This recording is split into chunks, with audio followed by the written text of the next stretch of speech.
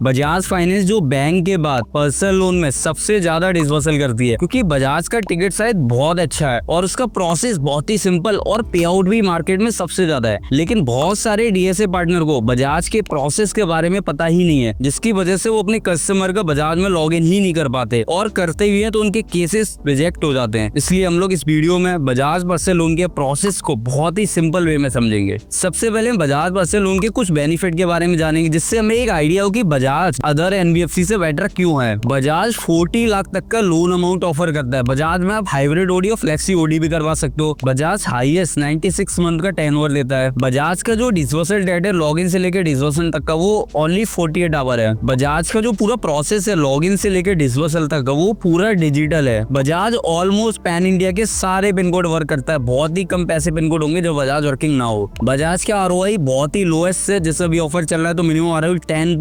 10.00% reducing है। तो बजाज जो है अदर एनबीएफसी के कंपेयर में काफी कम आरओआई ऑफर करता है। बजाज में अगर पर्सनल लोन में कोई केस लॉगिन करना है तो क्या क्या क्राइटेरिया होते हैं। सबसे पहले कस्टमर की एज मिनिमम 23 ईयर होनी चाहिए और मैक्सिमम 59 ईयर होनी चाहिए। कस्टमर का सिविल 700 प्लस होना चाहिए या फिर -1 होना चाहिए। कस्टमर की सैलरी अगर वो मेट्रो लोकेशन में मतलब प्राइम में है तो मिनिमम 50,000 होनी चाहिए, और अगर वो ग्रोथ लोकेशन में है, टायर 2, टायर 3, टायर 4 में है, तो उसकी मिनिमम सैलरी 35,000 होनी चाहिए। बजाज में private limited, public limited, government, school, colleges, hospital जो लिस्टेड कंपनी है वो सारी केसेस आप करवा सकते हो इजीली। बजाज में आप बैलेंस ट्रांसफर वाले भी केसेस करा सकते हो। ऐसे केसेस जिनमें वीडी करना तो वो भी केस आप लॉगिन कर सकते हो। बजाज ऑलमोस्ट पैन इंडिया ही वर्क करता है, बट फिर भी जब भी आप केस लॉगिन करो एक बार लोकेशन जरूर चेक कर लेना वहाँ पे वर्किंग है या नहीं। बजाज का जो प्रोसेस है लॉगिन का वो पूरा डिजिटल है। लॉगिन से लेकर डिसबर्सल तक का इन्होंने पूरा प्रोसेस डिजिटल बनाया हुआ है। बजाज में पर्सनल लोन में क्या क्या डॉक्यूमेंट लेंगे, बहुत ही सिंपल डॉक्यूमेंट लगते हैं, जैसे उसका आधार कार्ड, पैन कार्ड, उसकी ईमेल आईडी, इसका मोबाइल नंबर, कस्टमर की सैलरी स्लिप, लास्ट 6 मंथ का स्टेटमेंट, फॉर्म 16 या फॉर्म 26 या दोनों में से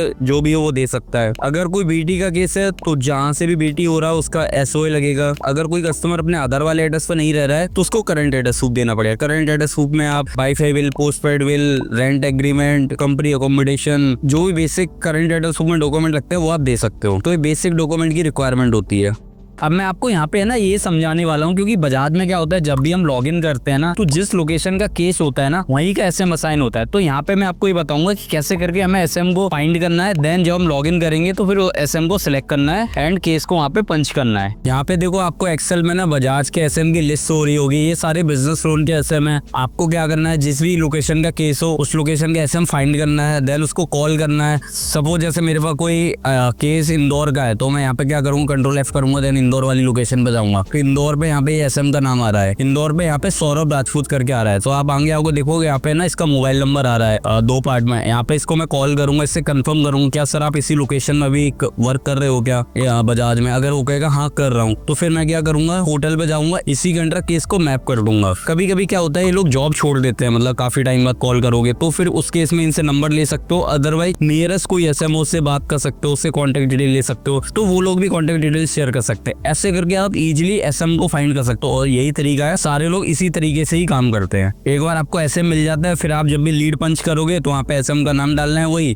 सिलेक्ट करना है, देन एसएम आईडी एसएम को भेज देनी है, बाकी का प्रोसेस वो खुद ही कराएगा। अब आपको कोई भी बजाज की पीएल की फाइल लॉगिन करनी है तो सबसे पहले आपको ना बजाज के पार्टनर का लिंक मिलेगा, उस पर आपको क्लिक करना है। तो फर्स्ट स्क्रीन ये शो होगी, यहाँ पे आपको यूजर नेम और पासवर्ड डालना है, उसके बाद पिन डालना है एंड फिर लॉगिन करना है। लॉगिन करने के बाद आपको बुक का केस पे क्लिक करना है। यहाँ पे आपको स्टार्ट एप्लीकेशन पे क्लिक करना है। यहाँ आपको कस्टमर बेसिक डिटेल जैसे उसका mobile number, residence pin code, first name, last name, city, state, customer का पैन कार्ड नंबर, उसका एड्रेस, उसकी date of birth, email ID और यहाँ पे ब्रांच। जैसे आप पिन कोड डालोगे ऊपर यहाँ पे ब्रांच की लिस्ट आएगी, तो एसएम कौन सी ब्रांच का है वो आपको यहाँ सिलेक्ट करना है। वो आप एसएम से पूछ सकते हो कौन सी ब्रांच का है। उसके बाद यहाँ पे कस्टमर कौन सी कंपनी जॉब करता है, उसकी डेजिग्नेशन क्या है, उसकी सैलरी कितनी है, ईएमआई कितनी जा रही है, उसको कितना लोन अमाउंट चाहिए और उसको कितना एक्सपीरियंस है। ये डिटेल फिल करने के बाद आपको आई डिक्लेयर पर क्लिक करना है एंड प्रोसीड करना है। जैसे आप प्रोसीड पे क्लिक करोगे आपको यहाँ पे ना ये स्क्रीन शो होगी, यहाँ पे आपको 10 सेकंड वेट करना है और यहाँ पे रिफ्रेश इन 52 सेकंड आ रहा है। यहाँ पे रिफ्रेश का ऑप्शन आ जाएगा, जैसे आप रिफ्रेश पे क्लिक करोगे तो देन आपको स्क्रीन शो हो जाएगी। अब हमें यहाँ पे क्या करना है, यहाँ पे सेंड लिंक का ऑप्शन आ रहा है, इस पे जैसे आप क्लिक करोगे कस्टमर के एसएमएस पे कंसेंट जाएगा, बजाज की तरफ से एक लिंक जाएगा, वो क्या करेगा उस लिंक को ओपन करेगा। जैसे आप उस पे क्लिक करोगे या आपको ओटीपी डालने के लिए बोलेगा, जब आप ओटीपी डाल दोगे इस बार आई एग्री का ऑप्शन आएगा। आई एग्री करने के बाद जैसे ही आप इस पर क्लिक करोगे कंसेंट हो जाएगा आपका।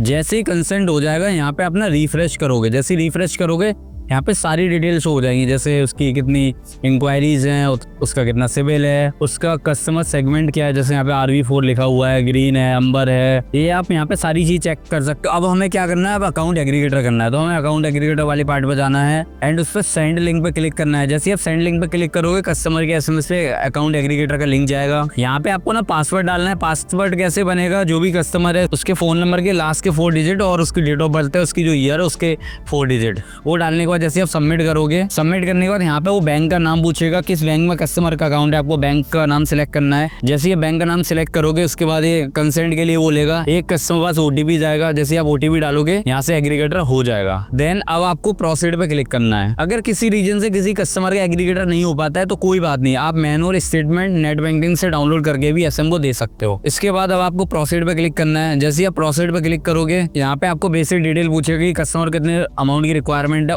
प्लस कस्टमर को कौन सा लोन चाहिए, उसको हाइब्रिड लोन चाहिए, फ्लेक्सी टर्म लोन चाहिए, या कितना टेन्योर चाहिए, 84 मंथ का, 96 का, जो भी है आप वो सिलेक्ट कर सकते हो। सिलेक्ट करने के बाद जैसे आप नेक्स्ट करोगे तो यहाँ पे आप कस्टमर की करंट एड्रेस डिटेल पूछ रहा है कि इसका रेजिडेंस का पिन कोड क्या है, एड्रेस क्या है, एरिया क्या है, प्लस चीजें पूछ रहा है कि उसका permanent address current address same है, अगर सेम है तो सेम एज करंट कर दो, नहीं है तो जो उसका परमानेंट है वो आप एंटर कर दो। वो डालने के बाद नीचे आपको ऑफिस का एड्रेस पूछेगा, कस्टमर जहाँ भी जॉब कर रहा हो करंटली वो आपको यहाँ पे ऑफिस का एड्रेस डालना है प्रॉपर। ये सारी डिटेल डालने के बाद आपको प्रोसीड पे क्लिक करना है। जैसे ही आप प्रोसीड पे क्लिक करोगे अब यहाँ पे SM चूज करने के लिए बोलेगा। आपने जो भी वहाँ पे ना पिन कोड डाला होगा उसी के बेस पे SM की लिस्ट आ जाएगी, उस लोकेशन पे कौन कौन से SM काम कर रहे हैं। बट इसके लिए मैंने आपको ना पीछे समझाया हुआ है कि कैसे हमें SM को सिलेक्ट करना है, तो आप वहाँ से SM को चूज कर सकते हो और यहाँ पे उसका नेम डाल करके SM को सिलेक्ट कर सकते हो। SM का नेम जैसे सिलेक्ट करोगे, कंटिन्यू करोगे, आपको ये वाली स्क्रीन शॉट होगी, इसका आप स्क्रीनशॉट ले लेना क्योंकि यहाँ पे लैन नंबर लिखा हुआ है, तो ये लैन नंबर आपको SM को भेजना है,